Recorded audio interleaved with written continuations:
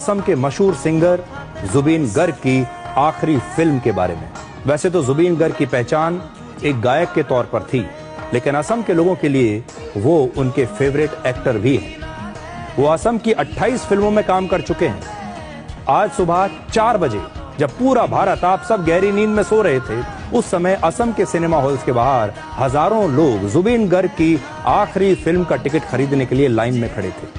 52 वर्ष की उम्र में 19 सितंबर को सिंगापुर में जुबीन गर्ग की मौत हो गई थी और उनकी मौत के 42 दिन बाद आज उनके जीवन की आखिरी फिल्म रिलीज हुई।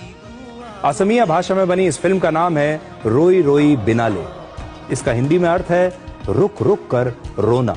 और जुबीन गर्ग के फैंस भी पिछले 43 दिनों से उन्हें याद करके बार बार ऐसे ही रुक रुक कर रो रहे हैं। और ये फिल्म उनके फैंस के लिए एक मरहम की तरह है और फैंस भी एक आखिरी बार उन्हें